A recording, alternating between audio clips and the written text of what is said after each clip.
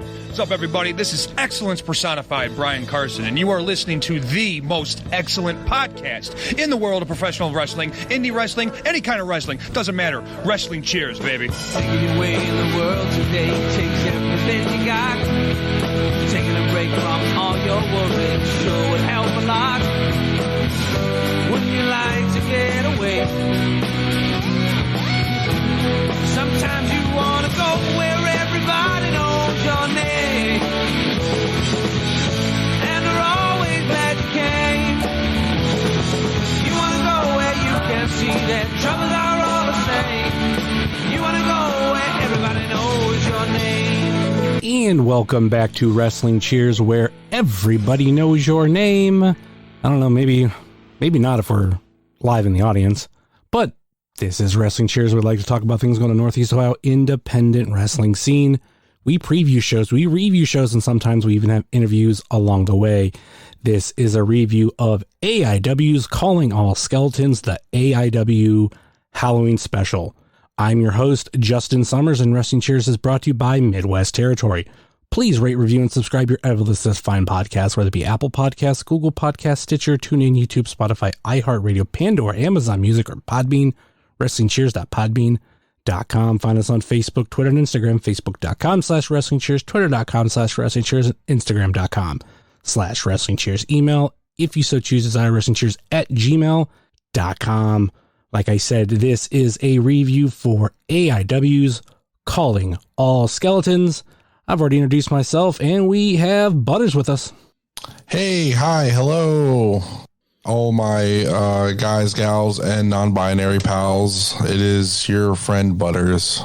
Is this its evolution, baby? You know, I don't know. Maybe is that what we're doing for Halloween? We're pretending this podcast is that one. Let me get really far away from the mic and then eat while we're talking. I don't want to take any shots at podcasts, but I might have a couple.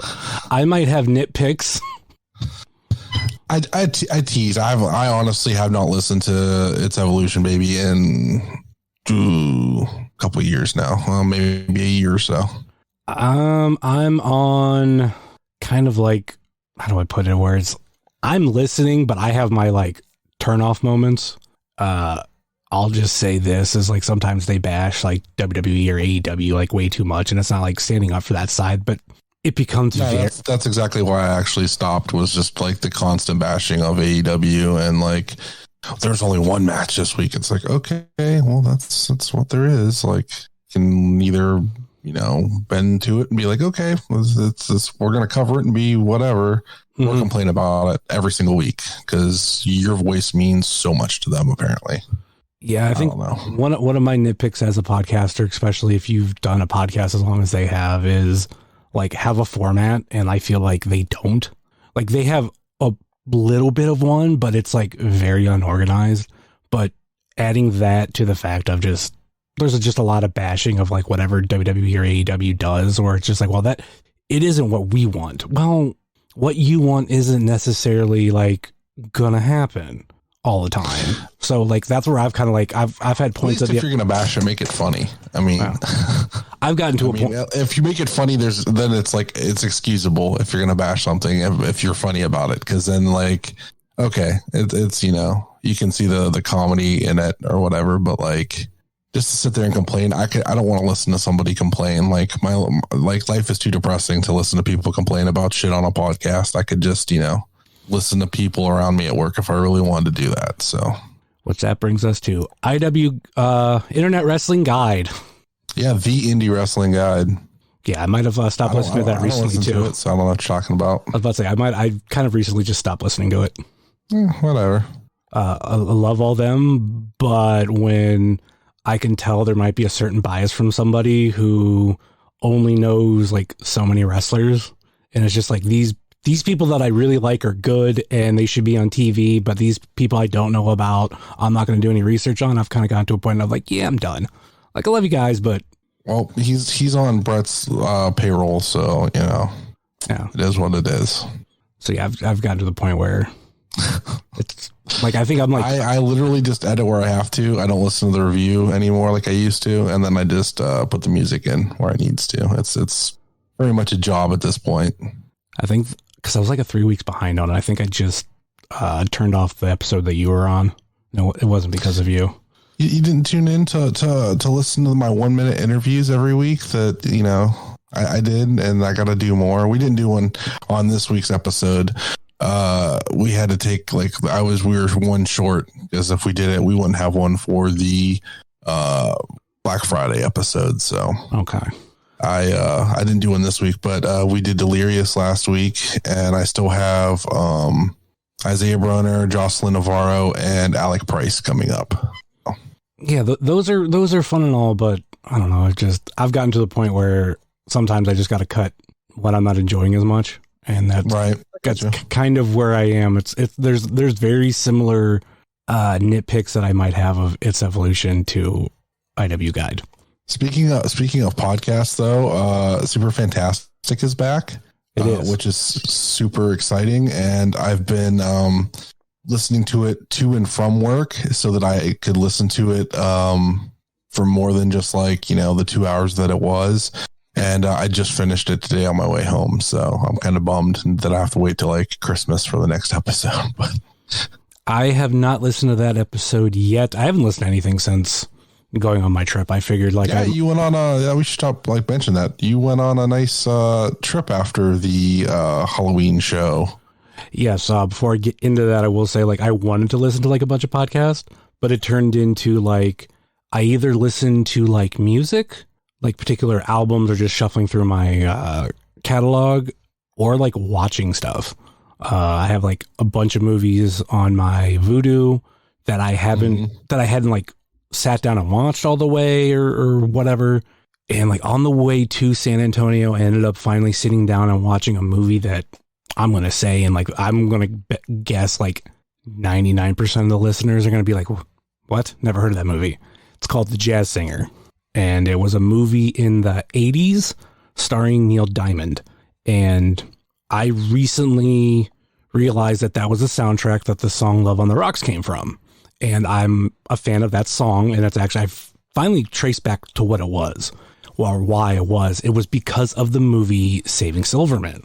And there's the quote from Neil Diamond where he just says, yeah, Love on the Rocks, it ain't no big surprise. And that got me to ended up downloading that song, really liking it. Recently, I bought the whole CD, bought the whole soundtrack.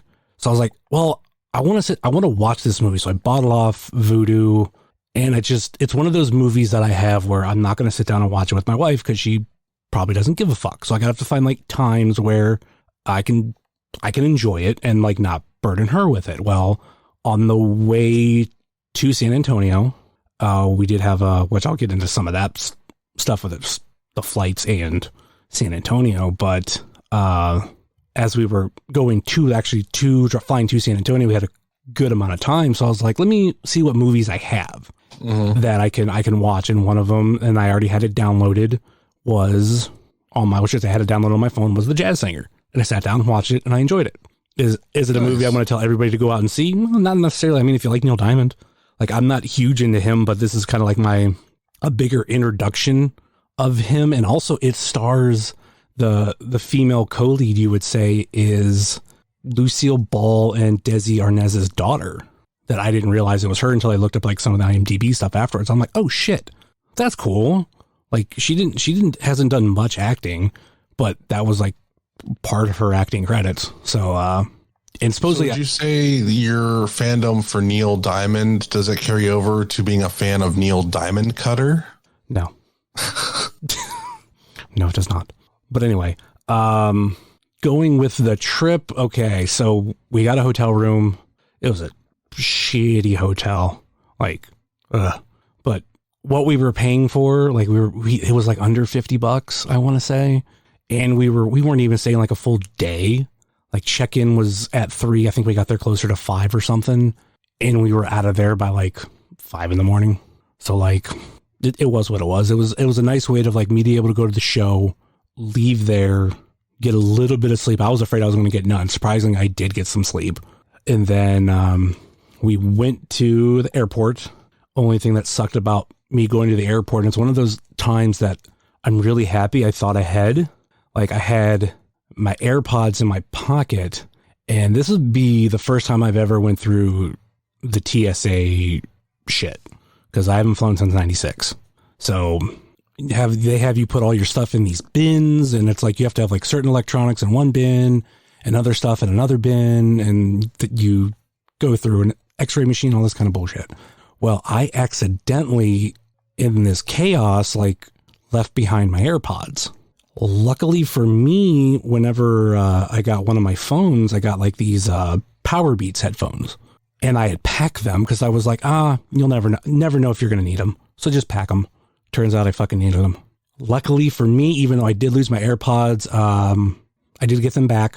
I sent an email to the Cleveland Airport Lost and Found.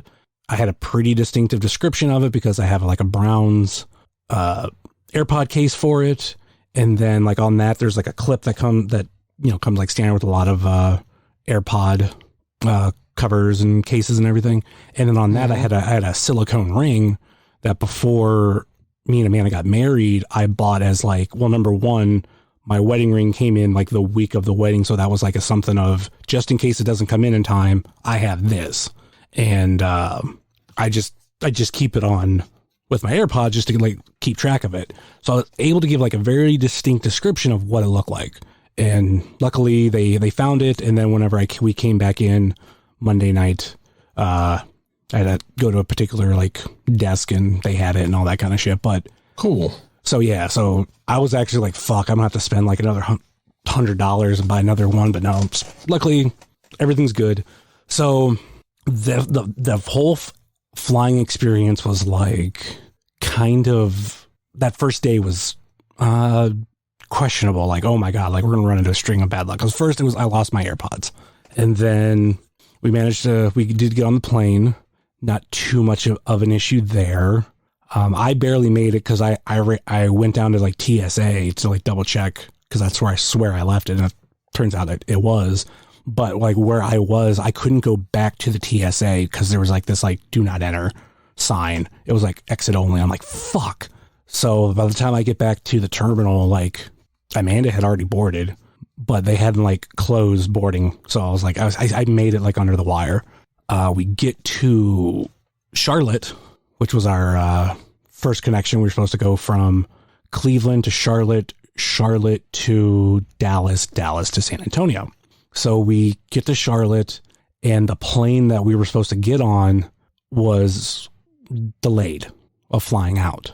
And I believe I was never officially told, but I think it's because like right around Louisiana or so, there was a storm, and I guess that pilot wanted to like wait a while before going out. He wanted to like just see if it kind of cleared up a little bit, or at least got a little better. So by the time we got there, it would be way better. Whatever it was, like it caused a delay to where if we would have got on that plane, we would have like just missed our flight to San Antonio. Like they would have closed boarding and we wouldn't have been able to get on. We would have been stuck in Dallas. So I then was given the like task of like, all right, now I got to like rebook flights. Got to figure out how we're getting there. Like I could take the gamble of like maybe the flight to San Antonio get delayed. I'm not sure what it was, but I was like, I don't want to do that. Like I want a guaranteed way to get there. And at this point it's like 10, 11 in the morning. And like the only flight we could get on was leaving at like 8 o'clock at night. So we had like a bunch of like time to waste. But what they did is they put us on standby for the next two flights going straight to San Antonio. And that was the other thing. The flight that left at 8 was going straight to San Antonio. There was no bullshit connection in Dallas. So we go to wait for the first one, and they're completely full. They had no cancellations. They were even trying to get people, it was overbooked, and they were trying to get somebody to give up their seat. And like the price went from like, I think $200 to like $550 that they would give you to take a later flight. Wow. Among other like certain things, but like there was like a cash value of it. It's like, oh fuck. I'm like, if I had that opportunity and like could give up my seat and still be able to make where I need to, I would have fucking done it. But right. We didn't get on that one.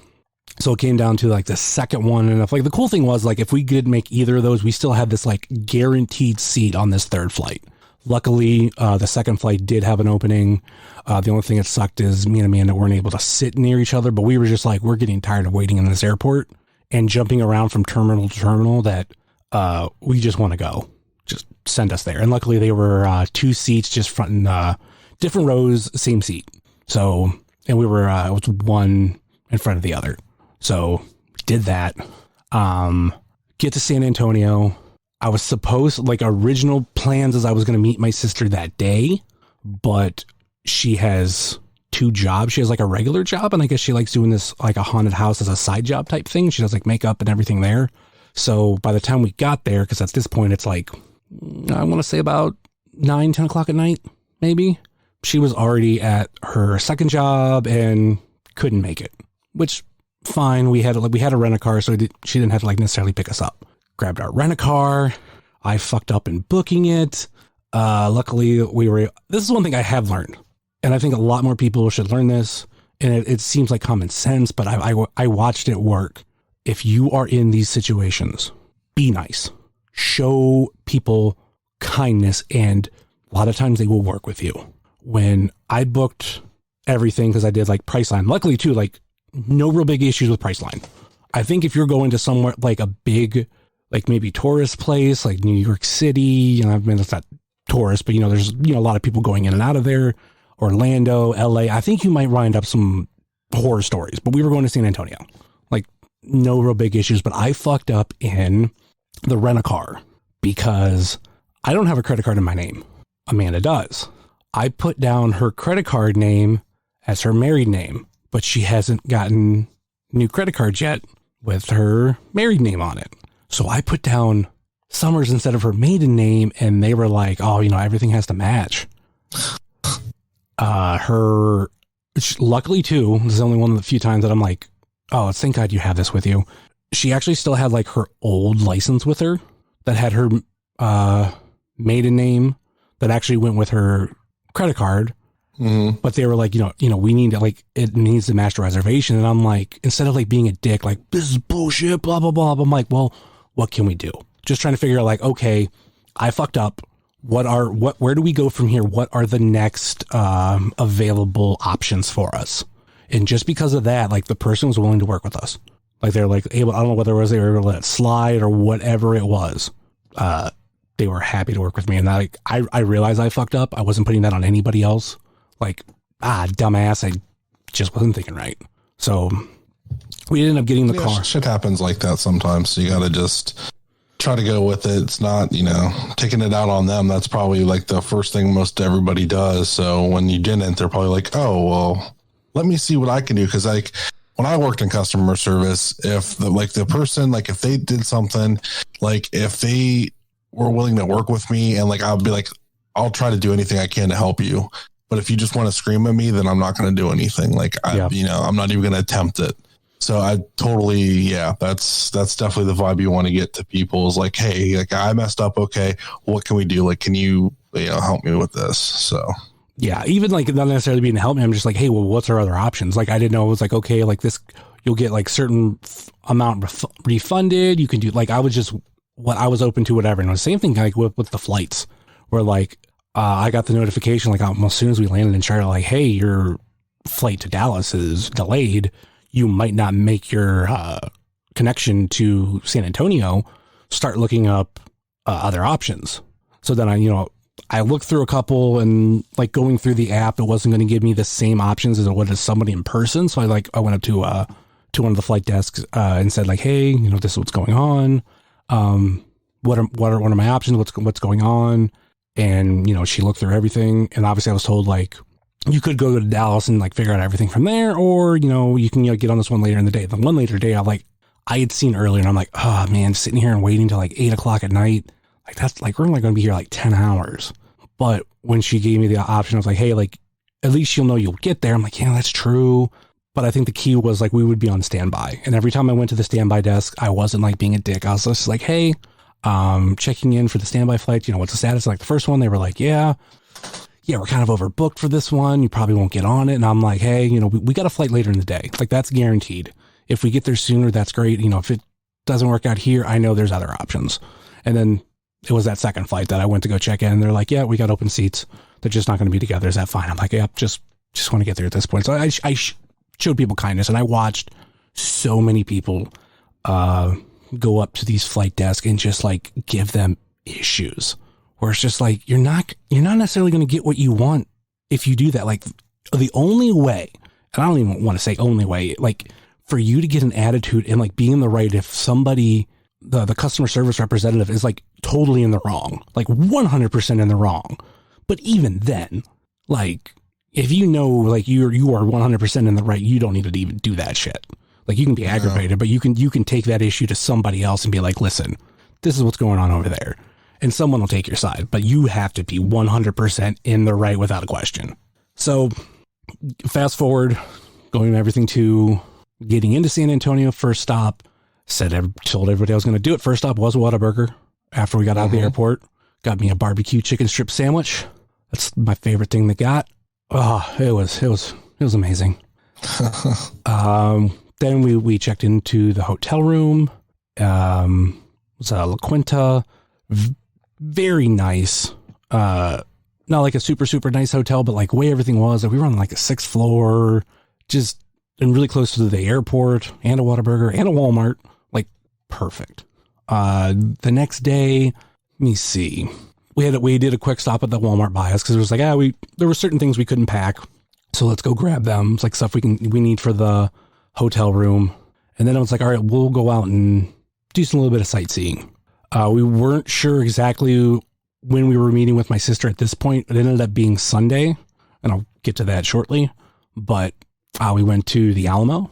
That was like a really high on my list. Also, even before that, I will say I stopped at Whataburger again, but this time I got a Whataburger hamburger and put their spicy ketchup on. And yeah, like that spicy ketchup on their burger, oh, it is amazing. And I'm not a huge spicy fan, but like it just fits so well into that taste. So if you have the chance to go to Whataburger, get the spicy ketchup. And also, if you are in the local area, at least the local area, I think maybe even all Walmarts across the United States, they now carry Whataburger spicy ketchup.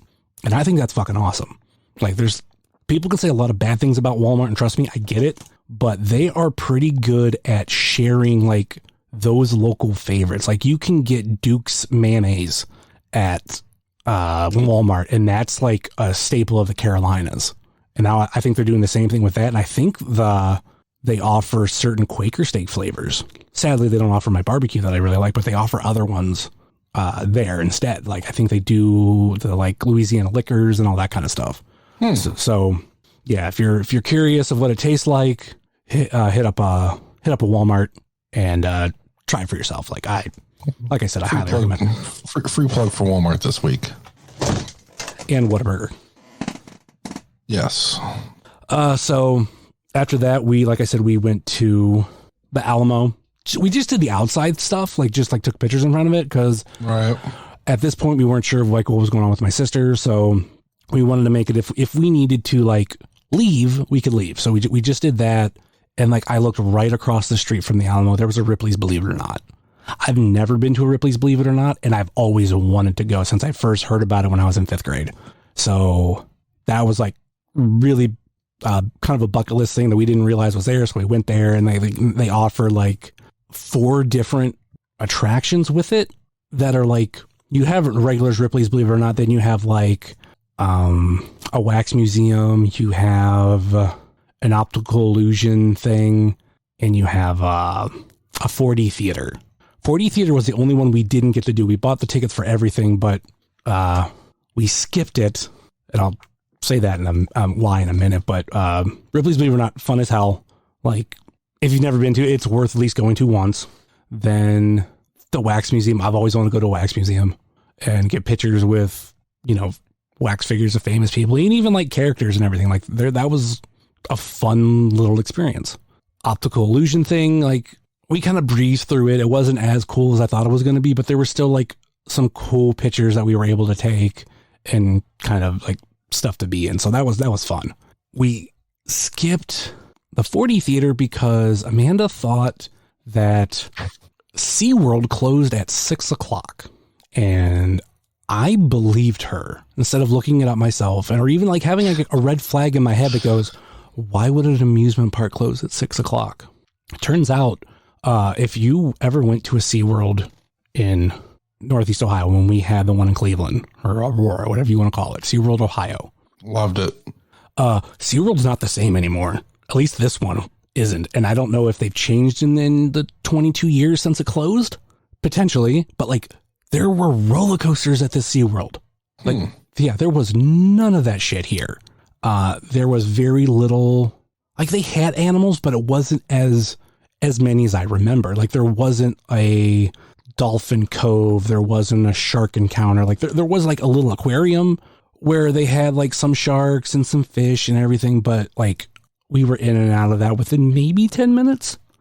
Man, I remember getting to pet dolphins and stingrays and stuff. And that's the stuff like I remember to this day. I remember that. So it's a bummer they don't have that. I mean, I guess it's good for the animals, but though that's still an experience that I cherish to this day. Like the first thing we ended up doing there, because like first I wanted to look around like see where all the shit was, but there was a ton of rides. The penguin exhibit was closed, like they were remodeling it, so that sucked.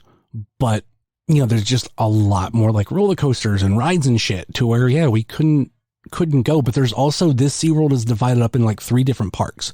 There's SeaWorld, and then there's like a thing called Aquatica, which that's more of water rides and everything, which that was completely closed, which fine. We weren't necessarily trying to go to that. And then there was like a very small animal part, and I forget what that was called. Maybe it was called like Animal Life or something. But again, we were in and out with that section within maybe about 15 to 20 minutes, maybe even a half hour. We did see 2 shows. The only one we didn't go see that was running, we didn't go see the Orca Whale, aka would be like the equivalent to the Shamu show. But we did see the Beluga Whale and like Pacific Dolphin show, which was more informational. But my favorite one, which was the first one we went to, was the Seal show, which was always like the most fun because that's more of a show of like, because like obviously like seals can be funny, or you can train them to do things that make it funny. So we went to that, and that like brought back like some real nostalgic memories, because that's, like I said, that's more of like a stage show with seals and otters. I do find it funny when I checked into it on Facebook, somebody that we know said like, oh, they should all be closed, but this is the same person that has an infatuation with Chris Benoit. So I found that very confusing. Hey, animal lovers are, a unique breed.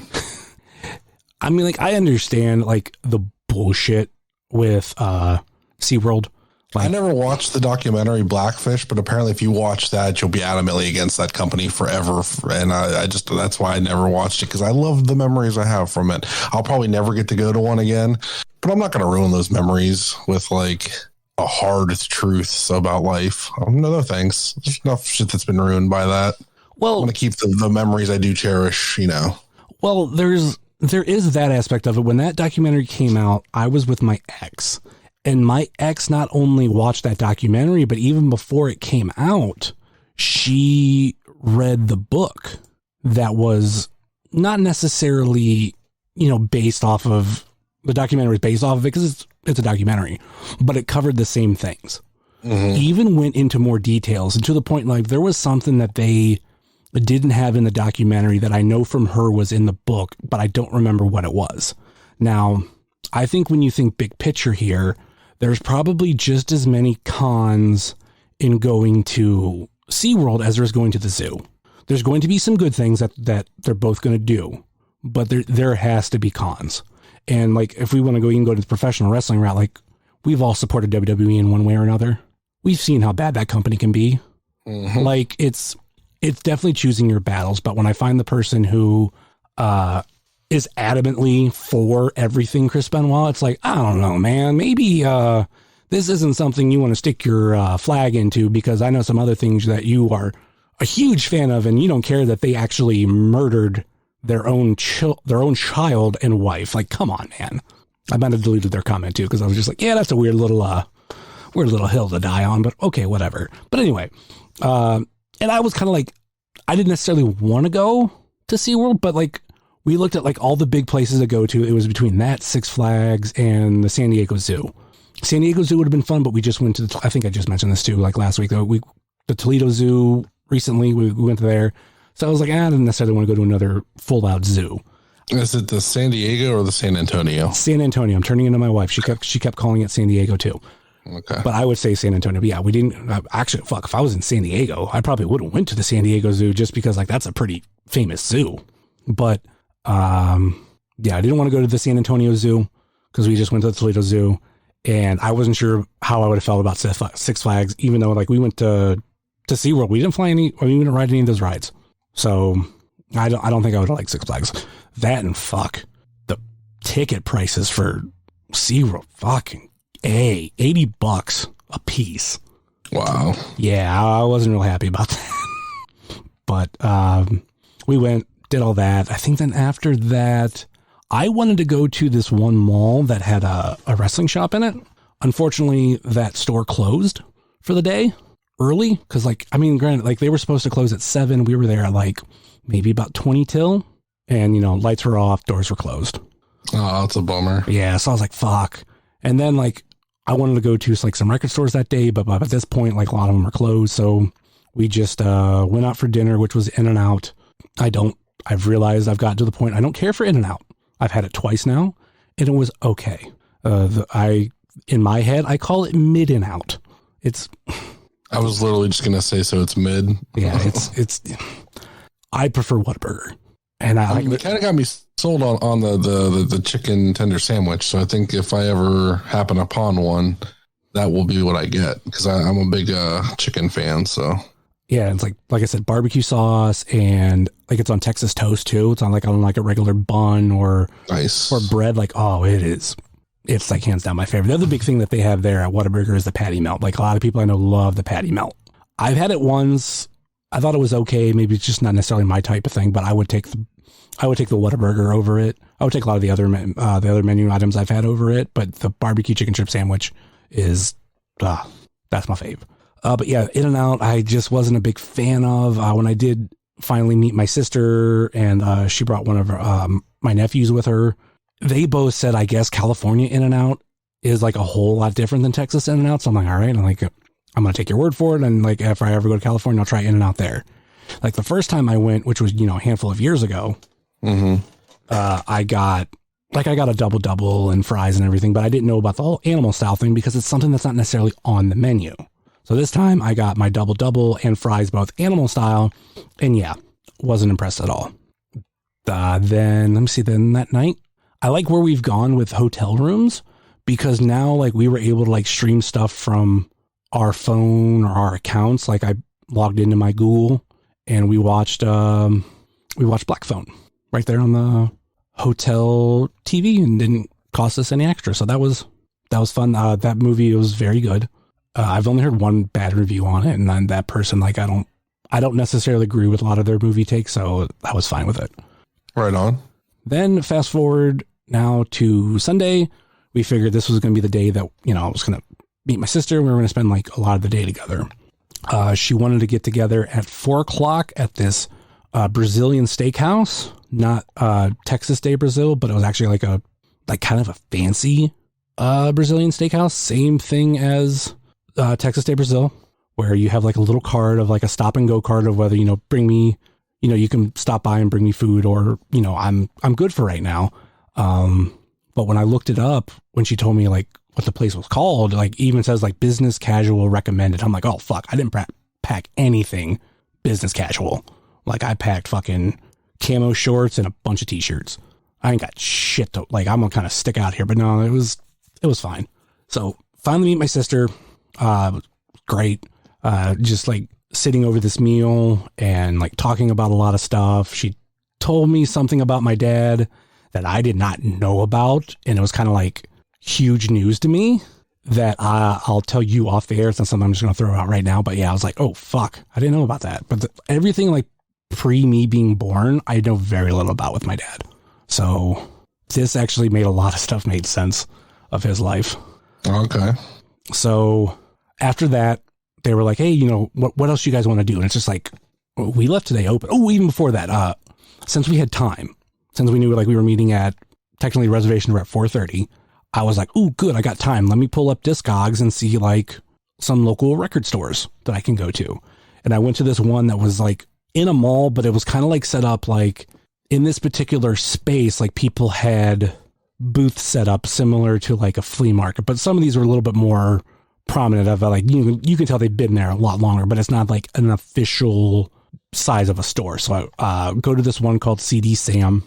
And luckily too, there was like 2 other stores that I looked in there within this space. I was like, ooh, I'm going to have to stop in there too. Cause I got VHS tapes, I got cassettes, they got CDs, I got shit that I want.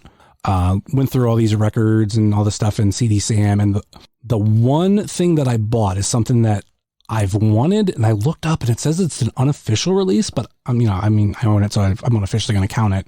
I still might buy an official release of it, but, Nirvana's Nevermind. That's something that I've wanted on vinyl, but last time I went to Target, they didn't even have it. Like, and I searched through every vinyl they had, because it was poorly organized, much like a lot of, big box stores in their vinyl selection. Mm-hmm. So that's the one I decided. There's a couple other things I'm like, I kind of want. They had some Kiss albums really cheap, but like one of them was just like scribbled on with marker and everything. But yeah, that was the one I was like, this is the one. There's nothing else really here that I want. So yeah, finally picked me up a copy of Nirvana's Nevermind. And then was it reasonably priced? $30. I want to say it was like $29.99. That's about what it is new, I guess. So that's not bad. Yeah, it was used, but then when I looked it up on Discogs, it said it was an unofficial release, and I don't necessarily understand what that means.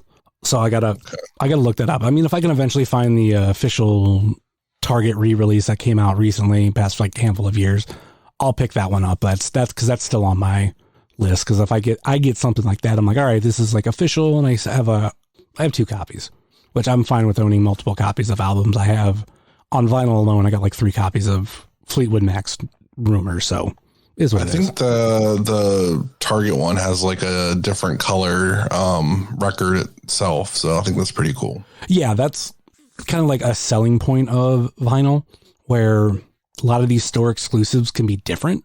Like, for example, like I mentioned, I have Fleetwood Mac's Rumors.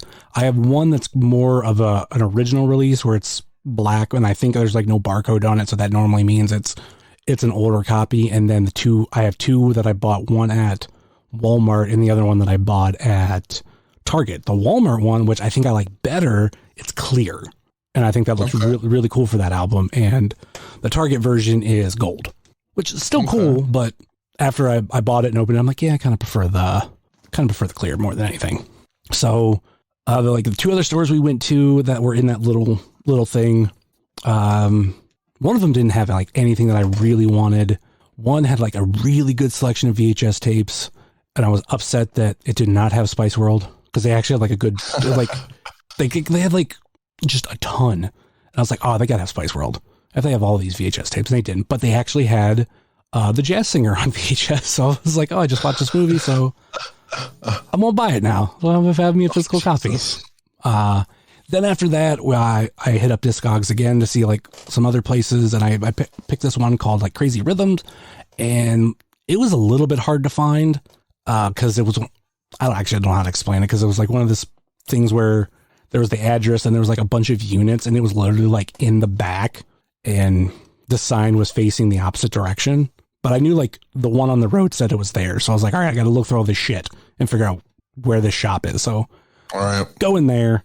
And there I picked up 2 cassette tapes, both Kiss, one, the music from The Elder, and the other one is a cover album that I have some different formats of, and it's called Kiss My Ass, where all these artists cover Kiss songs. Like I got it on VHS, CD, and now cassette. Now I'm only missing vinyl.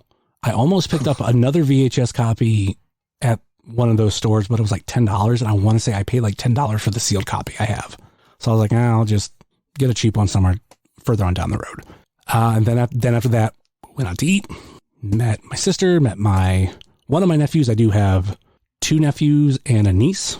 Unfortunately, my one nephew and my niece are in California right now because my sister just recently moved to San Antonio at the beginning of this year, and they're trying to get a house here. And like, once they get a house, like everybody's going to move. My brother-in-law decided to not come because he just wanted like me to spend time with my sister more than anything. So we did that. After that, she was like, all right, what do you want to do? And it's like, well, we kind of did a lot of the stuff that we wanted to do. So like, we're open. So she ended up taking us to like the first cemetery in San Antonio, and just to see like, cause I've not necessarily seen or just went into like an old cemetery. Like I know we have some around here, but really going in there and seeing one that's in like downtown San Antonio, and it's kind of crazy to see. And there, she had some like stories about some of the stuff. And after that, we were going to do the Riverwalk, which is really big in San Antonio. We decided that we were originally going to wait until the next time we come down, but instead, she was going to take us on this Riverwalk thing. Well, on our way there, we found that they were doing a Day of the Dead celebration right around the same area. So we ended up doing that instead. And we walked around this like whole place. I mean, there was a lot of stuff of Mexican heritage. You saw a lot of altars, for like people in their family, or even some for just like certain people in San Antonio. Really cool to see. Like, I'm someone who enjoys learning about other cultures. And like, I know I was a huge fan of watching Coco, and like everything that came with that. I think the proper word for the altar is like the ofrenda. So that was really cool. And there's live music, people dressed up. We ended up coming across, and this was perfect because like my sister was looking at a lot of the merch that they had there for stuff of like people selling t-shirts and everything. I even bought Amanda like a shirt with a Spanish saying on it. And I was like, like not necessarily for me, nothing really stuck out, but I'm like, if we're here and there's a lot of Mexican things, somebody has Mexican wrestling masks and I want to see what they have. Sure shit, I found that booth. And they had a lot of like, it was basically like, Rey Mysterio's mask, and then they would have like NFL team colors and the logo on it. So like, I found the Browns one, got the Browns one, and then I was looking like, okay, they have more than just the Rey Mysterio NFL masks. They have to have other stuff. And there's certain like Mexican wrestlers that I recognize their masks, but I might not know their name. So I see all those and I'm like, like nothing really sticks out. I was kind of curious, like, do you have like an El Generico? Do you have, probably not the best example, but Blue Blazer, like some people like that I know that aren't, weren't 100% luchador. Right. But what I found, and should say, truth be told, my sister bought everything that we got there. She didn't want us to spend any money, but I had noticed a mask that looked kind of familiar, and I turned it around and I was like, ooh. And the worker there was like, oh yeah, and before they could say it, I was like, Psycho Clown. So my sister bought me a Psycho Clown mask, and actually a Psycho Clown mask keychain, which was kind of cool. But after that, we just did more walking around in that area. It was, really, like I said, really fun to experience all that. Really great to meet my sister, and I threw it out there. And I've only thrown it out right now on GoFundMe for people who help support this trip. Like, it, all in all, like what I spent for hotel, airfare, and rent a car was like close to $1,900. I raised $800 on GoFundMe and an additional 100 some through like PayPal and Venmo. So almost half the trip was paid for by people donating, and I really appreciate that. Nice. If I ever go back down, I'm probably not going to run a GoFundMe. It's just there's a lot of bills going on right now, and right now I got like another year on my car to pay, which we rented a Toyota Camry, and it was like a newer Toyota Camry. I don't know if it was brand new, but it was newer, and I was like, oh, I wanted this because it actually had like it had Apple CarPlay and all that kind of stuff. I'm like, ooh, like this is so much better than my car. Right. So I think when my payment, when I own the car in full, I might go back and not get a brand new one, just get a slightly newer year that just has CarPlay, because that's like probably one of my biggest selling points, where it was like, if my car had CarPlay and I think some of the other features, like it wouldn't be a totally big issue for me. But I was like, yeah, that's like a nice little feature to have for like going places and be able to like see the map on the screen and everything. So yeah. Well, I'm glad you had fun on your trip and you got to meet your sister and all that kind of stuff and have a good time. Do you think we should talk about the wrestling show now? Hey, you brought up my fucking trip, and I did. And that's why I'm like, let's transition. Side note, on the way home, what did I watch on the way home? Because we went to the Day of the Dead festival, I was like, I'm in the mood to watch Coco. Yeah, I'm in the middle to cry in public. And I did a little bit. And then because it was Halloween, we were flying home on the 31st. I watched Halloween 3. Nice. So yeah, I was started to watch G.I. Joe Snake Eyes, but I wasn't getting fully into it. I'm like, I'm just going to have to save this for another day. It's not. It's just I literally just watched it for the action set pieces. I didn't pay attention to like any of the story because I knew that they didn't do it justice. So okay, well, I'm not huge into G.I. Joe, so I just heard good things about it. So all right, yeah, let's get into this review. I feel like we're the AEW podcast because they'll spend like a lot of time talking about other things before they get into like shout outs, man. Talking about got to do all the shout outs. Do the shout outs. Shout outs to San Antonio. Shout outs to Whataburger. Shout out to people at the San Antonio Rent-A-Car that allowed us still to rent the car and all that shit. And another shout out to Whataburger because they're so damn good. Oh, and we got Whataburger one more time before we left. We got their breakfast. And it was like their honey butter chicken biscuit, which everybody talks about. Yeah, it was pretty fucking good. And the only other place we went to food wise, we hit a lot of like fast food places, but it's like fast food places you can't get here. We went to Jack in the Box and had some tacos. And it's only because we needed something to tide us over because it was Sunday to tide us over till we met my sister and going to a Brazilian steakhouse. We wanted to have a good appetite for it. I had Jack in the Box once before, but I couldn't remember if I liked it or not. It's just, I had it once. Like 2015, 14 or 15. So it'd been a while. Now let's get into this show. And I dressed up. Trying to find that fucking costume was a pain in the ass. I dressed up as a trick-or-treater from Halloween 3. A lot of people thought I was the fucking dancing pumpkin dude meme. Yeah. Which I could see, but at the same time, like that's a silver shamrock mask. Like that should be the...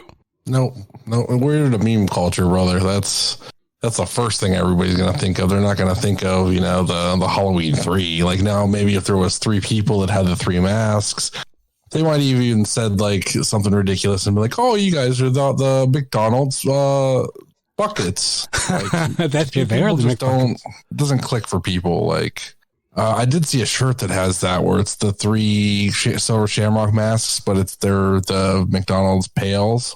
Like it was on a shirt. I thought it was really cool, like a cool crossover. Yeah. The only difference is the ghost and the skeleton. The other 2 are pretty much the same. But yeah, that's cool. I was at the show as well. I went as the Invisible Man. Obviously, my costume was excellent because nobody saw me. So you went to the show naked? I mean, shit happens when you party naked. So yeah. And you didn't eat or drink anything before going there or while there because that would have exposed you. Exactly. Interesting. Put that on the record. I went all out for the costume. I had to commit to the bit. So the 3 people that won, one was dressed as Raven, the other one was dressed as Bill Alfonso, and I forget what the other person was dressed like. There were a lot of wrestling ones, and that made me go, oh, maybe I should have did Macho Man, because anybody who showed up as Macho Man, I would look better than. Like I had a lot more official things, like whether it be the sunglasses, the bandana, whatever. But going as the trick-or-treaters from Halloween 3 was minimal, and I like that. Like I had less to worry about. Right. And like I was saying, like it was a hard time for me to find that mask because that mask was like buried in one of my closets, like under some empty boxes. And I thought I thought the empty boxes were like the bottom of the closet. So I like looked over them when I was looking for it on Wednesday. And I was actually getting pissed. I'm like, I can't find this motherfucker. Like I know I seen it like a handful of months ago. I just don't know where it's at. And I was like, I'm going to have to like tear this closet apart and like pull everything out. And that's what I did. And there it was at the fucking bottom. So I almost posted a picture like me because that day prior to going to the show, I wore my Macho Man shirt as a tease. Like I was going to be Macho Man, but I never made a post about it. Anyway, that's all the pre-show stuff and my trip. So let's get into the first match. Dexter's laying on the soundboard, and he has his head right by the record button. Let's see if he turns off the one recorder this week. He's already caused enough trouble. The show started off with Todd Lance versus Bert Dangle. So that was Tyson Riggs as Todd Lance and Brian Carson as Burt Dangle. Thoughts on these particular personas? So I'm going to tell Brian Carson that he gets a 1 out of 5 from me. That was a weak attempt at a Halloween costume. Do better next year. As far as Tyson Riggs goes, I'm going to give him a 3 out of 5 because he at least had somewhat of a fun character there. I think he could have done more to flesh it out a little bit, but it was okay. At least he kind of tried. I think they told him to be a biker, and then he just was that kind of biker, not like a biker like that rides a Harley. And I think that's really funny. I mean, with the name Todd Lance Armstrong, so like I think that's where he was going with it. Yeah. I was making a joke. See, it was a Super Troopers joke. See, you should have gave Burt Dangle a 2 out of 5 because if you do the math, that would be 4 out of 10. See, I liked Burt Dangle because this is like a side of Carson I would say we don't normally see. Burt Dangle was funny and very enjoyable. I don't know if he could stand being an Eagles fan every show, but for one night only, I thought that was fun. Any other thoughts on these costumes? No. And we should probably say, like, I know in the preview, we thought there was going to be a lot of, a little bit more of like a costume idea of like people dressing as more notable names, whether it be in wrestling or what else. We did find out later, according to the IW podcast, they weren't necessarily going to go that route. And there was a lot of worrying about not trying to step on any intellectual properties and copyrights and all that kind of stuff, which I'll bring up later. There was one thing that I thought they could have went a different route with, like sticking to what they had, but they could have called it something else and been perfectly fine. But we'll get to that later. Starting off with, Todd Lance and Burt Dangle. I did like Burt Dangle. I thought it was kind of funny. I didn't care as much for Todd Lance because I felt like it's the same Tyson Riggs character, but as a cyclist instead of like martial arts. Nothing felt different to me for it. So yeah, that's why like he could have commended a little bit better. But other than that, I thought it was all right. Burt Dangle pinned Todd Lance for the win. Let's move on to the next one. One thing that I will mention that I didn't think was going to be that big of an issue for me doing the live tweeting, but not being able to see the graphics for a bunch of people that I technically don't know what they were going under became a little harder throughout the night. Some people technically even going back to like the last match with Burt Dangle, I spelled it B-E-R-T. It was spelled B-U-R-T. Kind of minor. You get the point, but I think too with this next match, which ended up being, I wrote down first Einsteiner versus Billy Poindexter, but I got at the closing of the match that it was Einsteiner. Still something minor, but still there was other points I did throughout the night where I didn't necessarily catch names, or I might have wrote down the wrong name at first. So going back to this, you had Aiden Von England as Einsteiner and TKD as Billy Poindexter. And the idea here was Einsteiner comes out and he has this math equation that like needs to be solved. Like, and we're all too dumb to figure it out. And two, I don't know if it was on commentary. It's something that Steiner pointed out to the crowd, like right, because I was right there by the entrance, that the entrance theme was a math equation. And I thought that that's a little like detail that you don't normally see in these situations. So he comes out, hey, who can answer this? Nobody's smart enough. Might have been like a delay of when Billy Poindexter was supposed to come out, but he does. A little nerd looking fella, TKD, and he's able to solve it. And then that ends up turning into a match. So what were your thoughts on Einsteiner and Billy Poindexter? I'm going to give them each a 2 out of 5. I think your rating should be a math equation. Well, joke's on you because I'm terrible at math, so that just will not work out. No, I thought that they at least had like a fun gimmick going into the match, which was cool.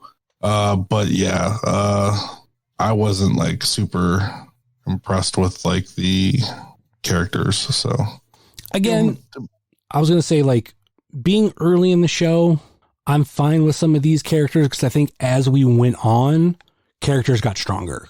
So it helped. I think people got more comfortable too. I think like there was a lot of good ideas in Einsteiner. I think it was probably one of the better thought out ones on the card. Agree. So maybe my rating is unfair. Maybe I'd bump it up to maybe a 3 or a 4 out of 5. Just because how much thought actually went into it. Like that's what I was kind of looking for. Mm-hmm. Like the Poindexter thing. I mean, that's like an old school, like, I mean, yeah. You know, whatever. But yeah, like I guess I could probably give that, you know, a little bit more credit, especially with, you know, like you said, that now that you've mentioned that the entrance was that, and then, you know, they kind of did a little takeoff of like being related to Scott Steiner, and it was kind of fun. So yeah. And a Steiner that's good at math, which I don't know if Scott's good at math. I don't know. It doesn't add up when you do all the math. He says he's good, but it doesn't add up to being good. So that's something that I pointed out later in the match, because something I did kind of get. I'm like, oh, that's funny. Like 33 and a third chance that it's good. I don't know. Billy Poindexter, I think like it's one of those things that it's set up perfect for this match. Right. Is this something that I'm going to want to see later on? Probably not. But keeping a lot of these programs like stuck to just this show, perfectly fine with it. It was Steiner beating Poindexter with what I believe was referee stoppage. Let's move on to the next one. Here's where things got a little like confusing for me. We had the Weirdster come out, not necessarily being announced, but he starts reading a poem that I somewhat recognize. So I figured, oh, this is, we're going to get kind of more of a costume thing of where he's going to be Dennis Stamp. And maybe he said it at the end of the poem. Instead of saying Dennis Stamp, it was Evan Stamp. But that's what I found out later. It was Evan Stamp. Yes. So, okay, I kind of get it. And then this is where I think AIW could have went by calling it what it was. You then had the werewolf come out, who I ended up finding out later was known as Timber. I don't know if this was something explained on commentary of why he was called Timber, but like if you want to stay away from like intellectual properties and copyright, you would have been fine with calling him the werewolf, because the werewolf is public domain, I believe, at this point. It just can't be the universal monster werewolf. If it's just a werewolf, I think you're fine in that situation, because everything that the universal monsters were based off are, I'm 99% sure is public domain now. So he could have just flat out been the werewolf. And I thought that would have been really something to go with later on, because we did have someone come out with a creature mask on, but I'm fine with that being called what it was. But I thought like, oh, we can get more like Universal Monsters characters just as like AIW, and I thought that'd be fun. Well, we also had the Invisible Man there too, so you know that's 3. Yeah. So yeah, like I said, Evan Stamp reads a Dennis Stamp poem. If I'm correct, I think it's the one that he read on The Art of Wrestling when he had that interview with Colt. Read, or maybe it's even a AIW YouTube video. I know like I've heard that poem before, and it's one of the two. What were your thoughts on these characters? I'm going to give Evan Stamp a 5 out of 5. And I'm going to give Timber, the werewolf, a 3 out of 5. Are you happy Timber didn't come out to a long entrance?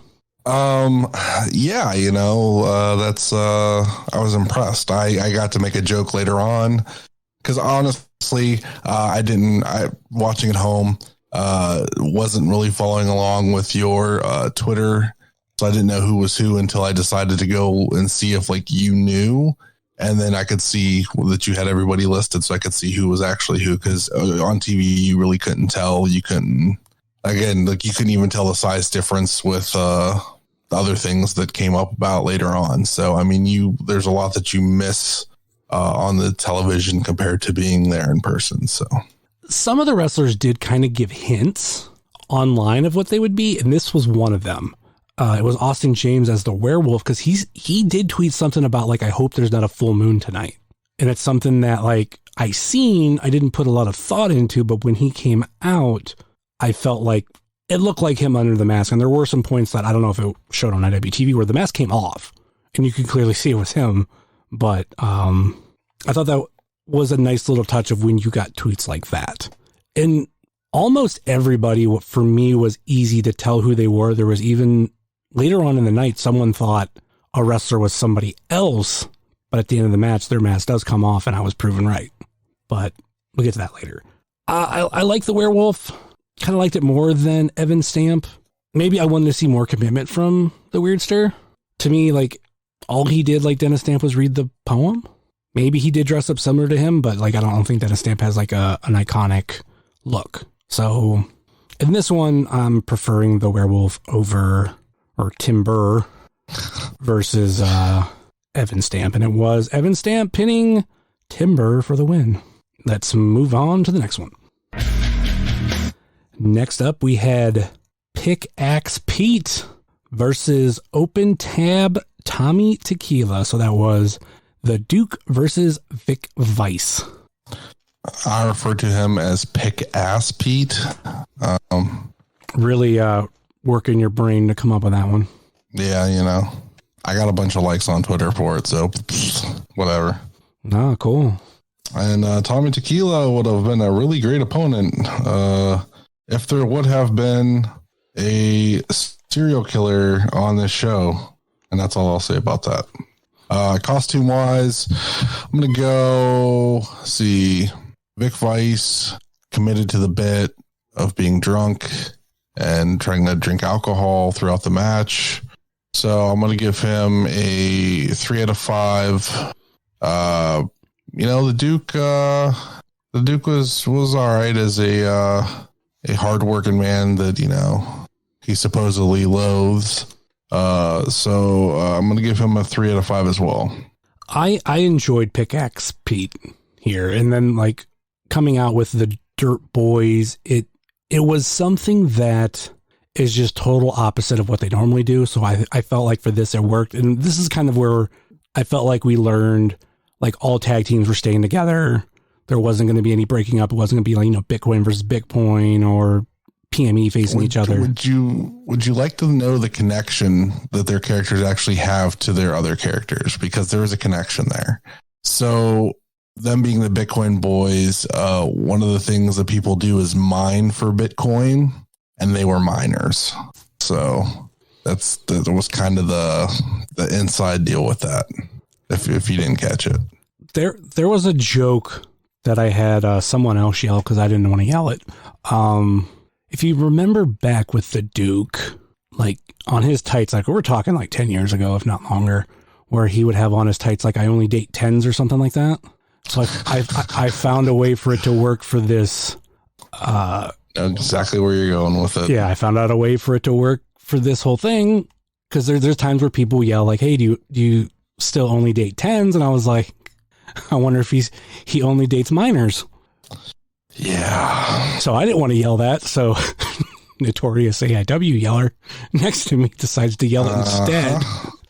But he changed it up to like, do you dig minors? And I'm like, kind of the same thing. But oh boy, yeah, there's a lot of ways you can go with the whole minor thing. So yeah. That second part dawned on me after the fact because there was a joke made on IW Guide a while back where they were something was said about minors, or no, actually, I take that back. It was on If You Catch My Grift. Something was said like somebody said like fuck minors, and then like they didn't realize what they said, and then it was just like wait what, and it was a whole big thing. It was really funny. Yeah, it's one of those things that it can be confusing if it's in audio format, but if it's in a text format, because those minors are spelt differently, right? You can make the jokes and be like, no, I'm talking about, you know, people that go out into mines, the miners, right? So. That was the little inside thing to why they were what they were. So, nonetheless, it was fun. I think like of the night, if I were to make a top 3, I would put Pickaxe Pete and the Dirt Boys like as one, somewhere on that list.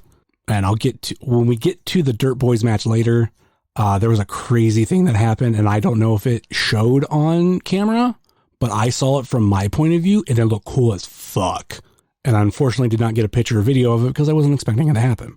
But this for me was like a setup for the second half of the show, to where the next 2 matches have like kind of callbacks for where we're going to start building some things that we're going to see at the end of the show. So it was Pete pinning Tommy for the win. What did they call the Duke driver? I have no idea. I don't remember. The minor driver. I don't know. Like I said, I'm here to review costumes because I do not remember a goddamn thing about any of the matches because it was not a work rate show. It was a comedy show, and I fucking loved it. That's fine. Let's move on to the next one.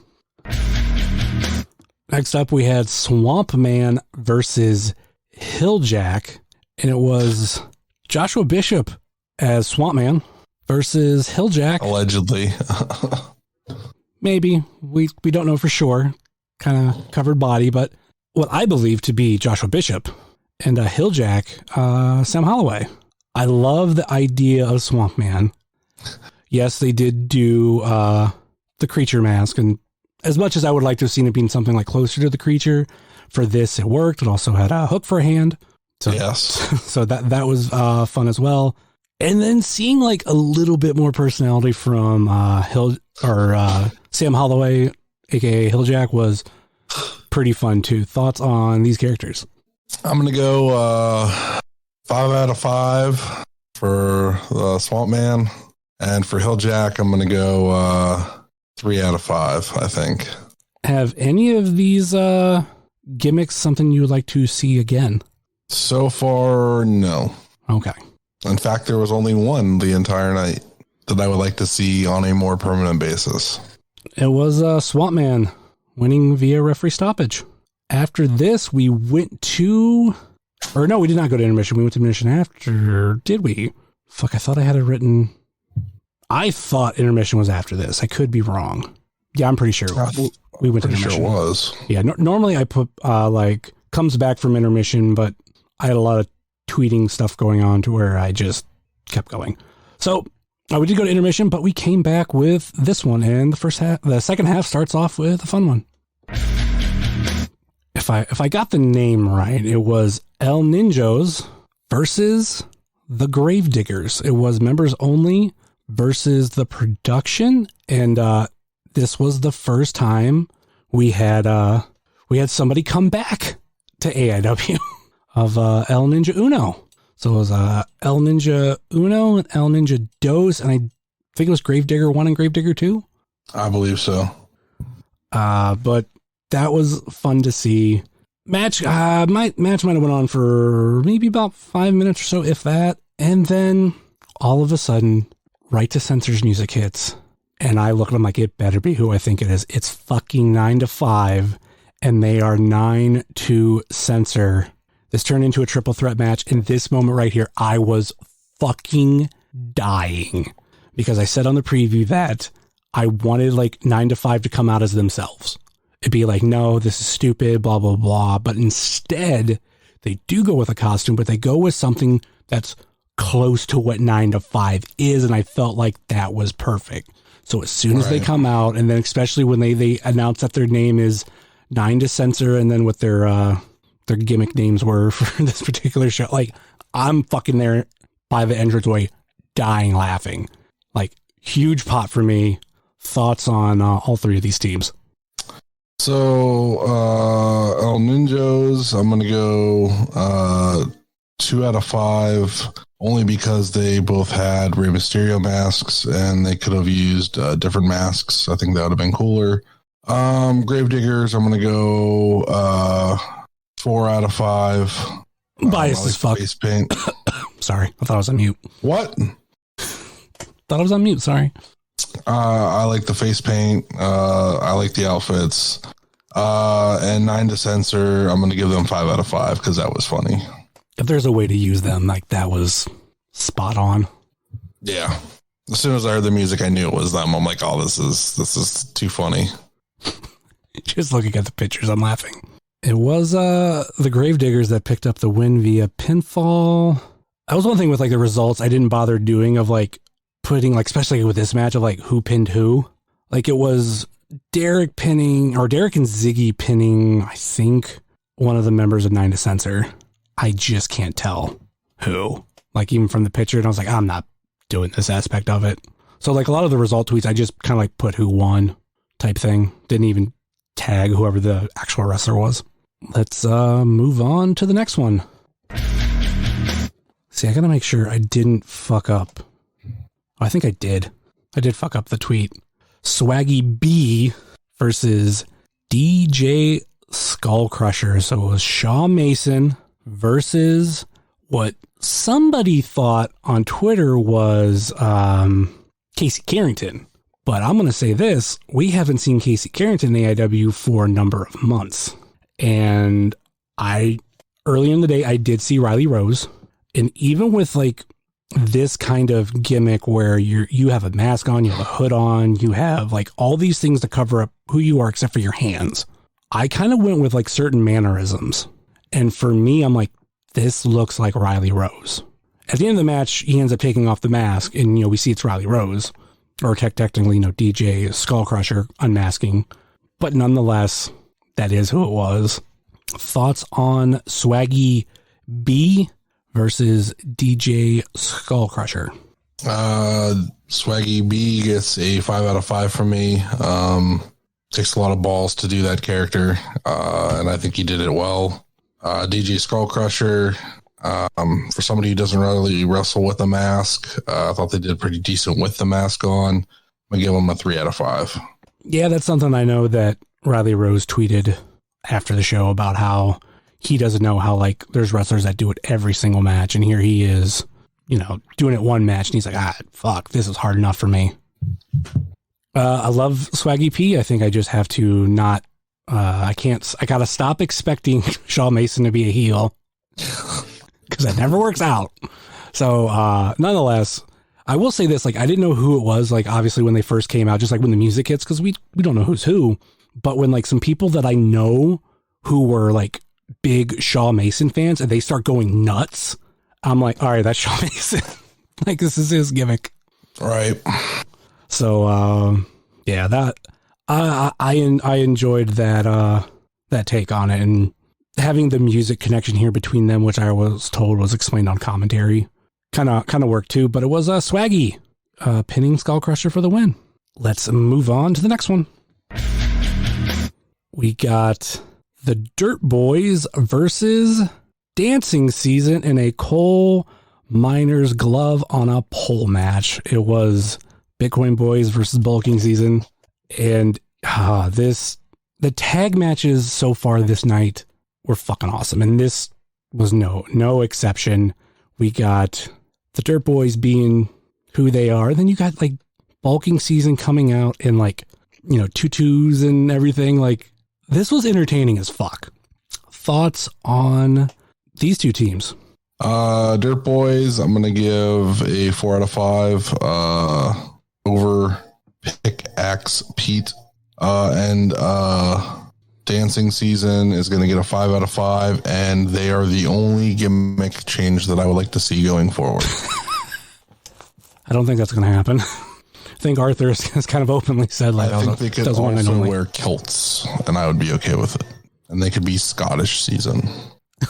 Okay. Highlight of this match for me.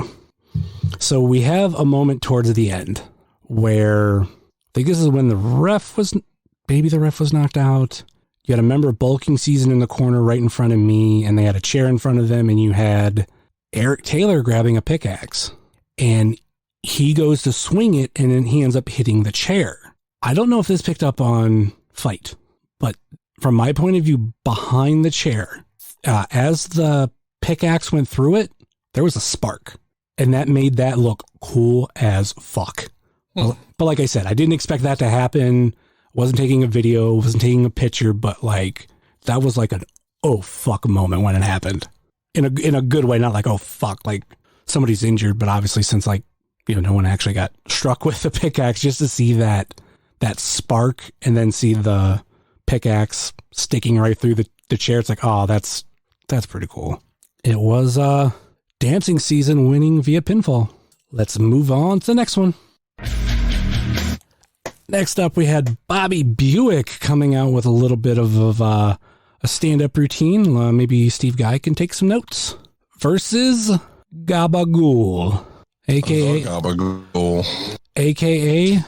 Dominic Garrini. And of course, when a Bobby Buick comes out, like I don't know how to take this. He's the first guy out. Good guy, bad guy. Comes out, goes to shake my hand, and gives me the you mook, something along those lines. I got Kaplan after the show, went for a handshake, and I pulled back.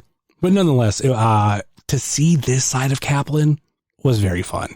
We see this fucking madman Kaplan all the time. This had a little bit of comedy to it, obviously with the show, but just being a complete dick. I thought it was great. And obviously Gabagool, that was great too. Thoughts on these personas? I'm going to give both 5 out of 5. I thought they were both excellent. I laughed really hard when they both came out. I thought both were excellent. And just they were what I was expecting. Like I wanted more of stuff like this.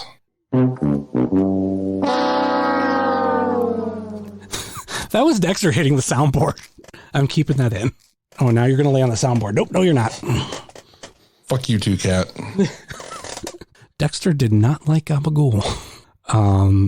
Nonetheless, yeah, this worked so well. And like I said, like I feel like the second half of the show was very strong.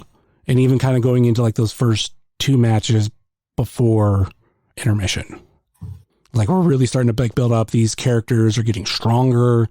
I don't necessarily more thought was put into them, but they like fit better, bigger reactions. I think maybe we were also getting more comfortable with what we were going to expect. So it was a little bit like you get them first couple matches, you really don't know what you're going to get. Yeah. And then it kind of like, once you get those through and you're like, okay, I guess, yeah, let's. I mean, once you get dancing season and you're laughing your ass off, cause like everybody loved that.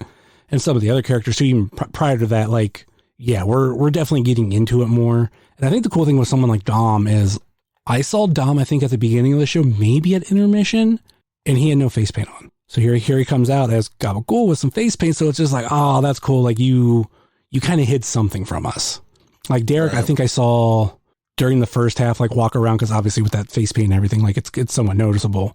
But nonetheless, and we didn't mention about those two. It's like you have one being I Like Turtles and the other one being from the Karate Kid. I thought that was great.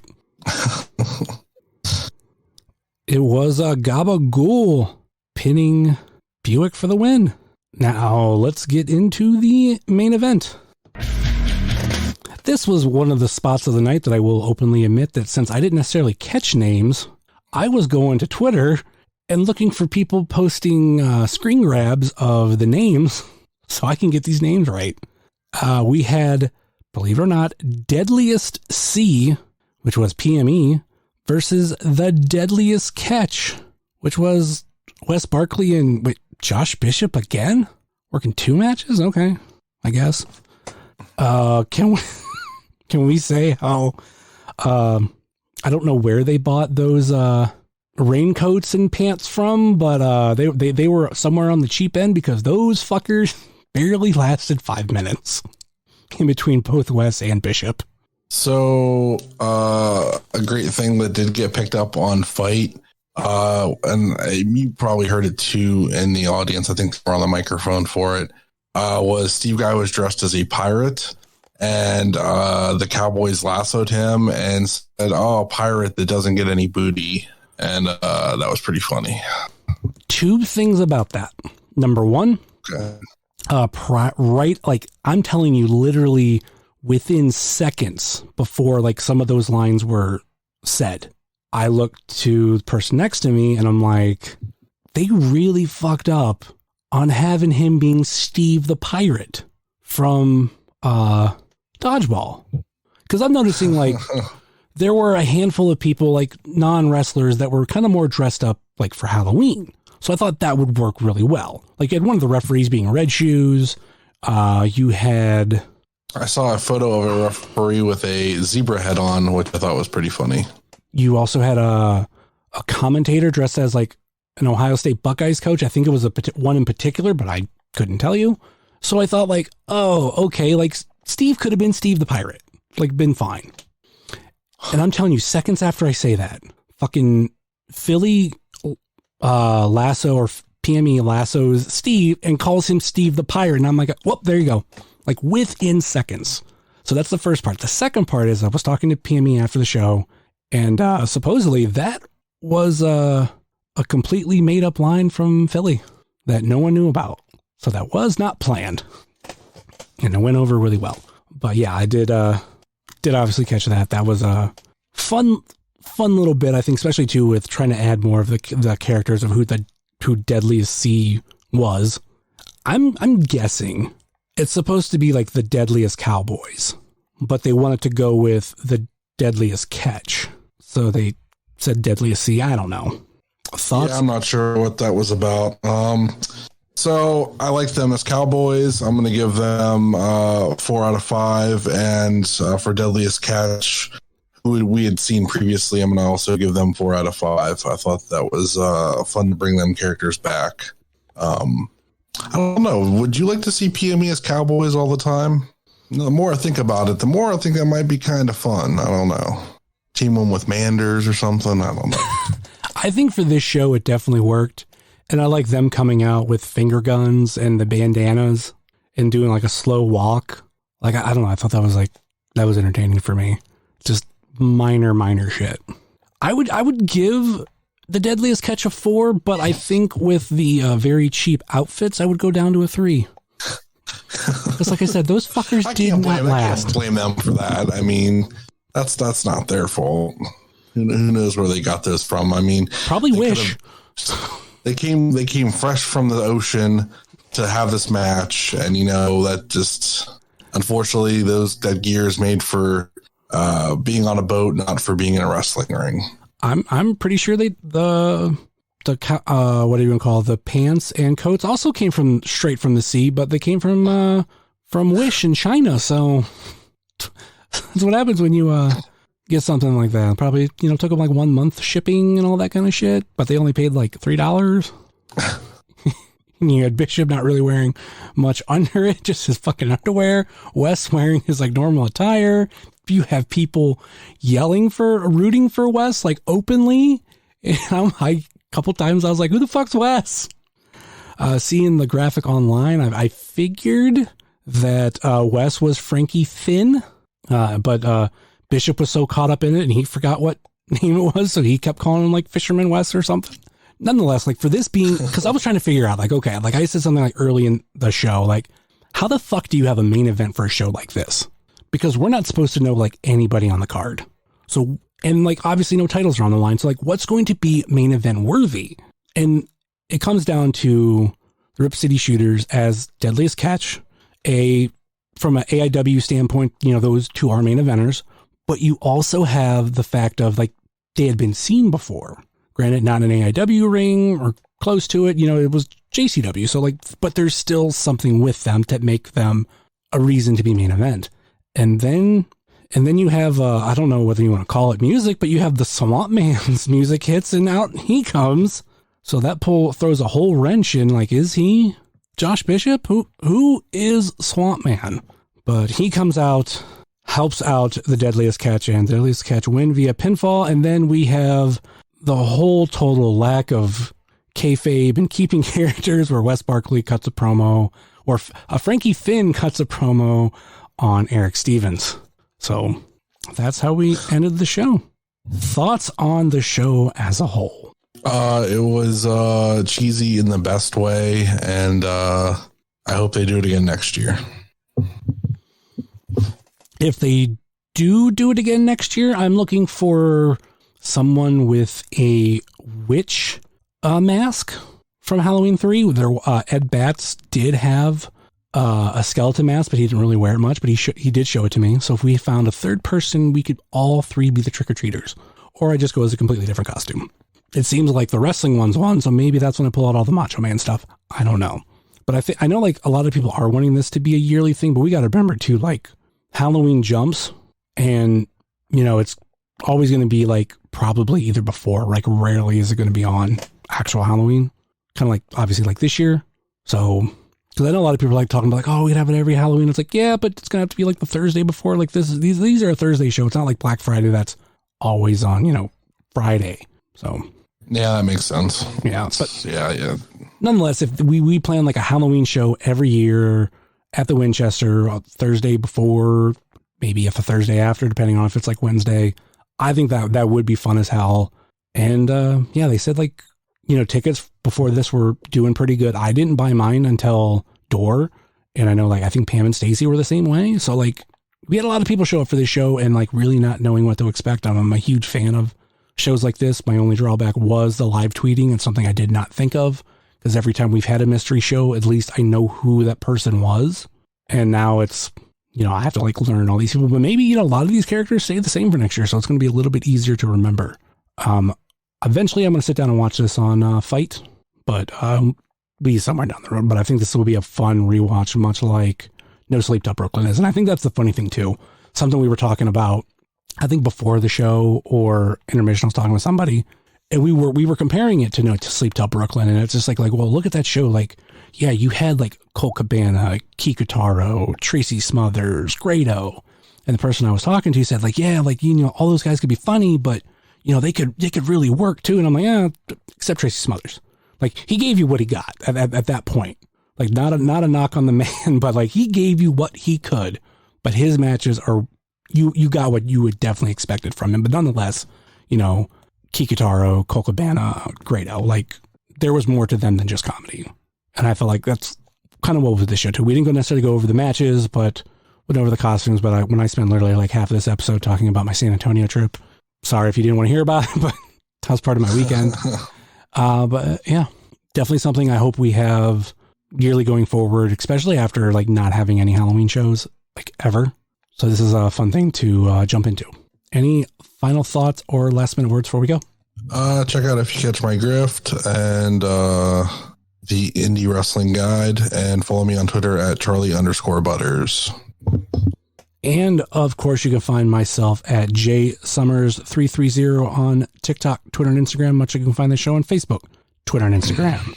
Facebook.com/WrestlingCheers, Twitter.com/WrestlingCheers, and Instagram.com/WrestlingCheers. Email, if you so choose, desire, WrestlingCheers@gmail.com. Like I said earlier in the show, please rate, review, and subscribe your Everless Fine podcast, whether it be Apple Podcasts, Google Podcasts, Stitcher, TuneIn, YouTube, Spotify, iHeartRadio, Pandora, Amazon Music, or Podbean, WrestlingCheers.podbean.com. And all of those links are in the show notes and under the link tree link.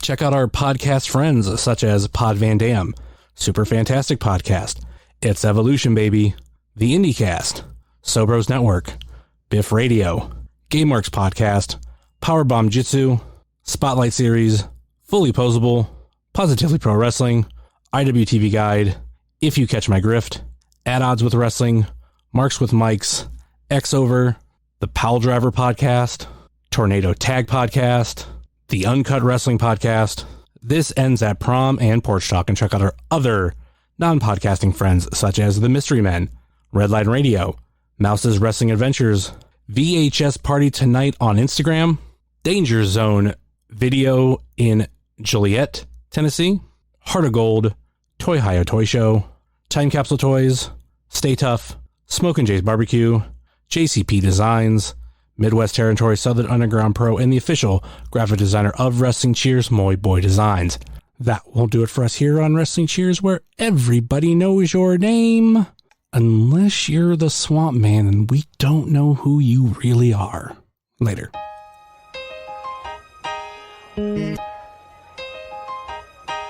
It's the Wrestling Cheers.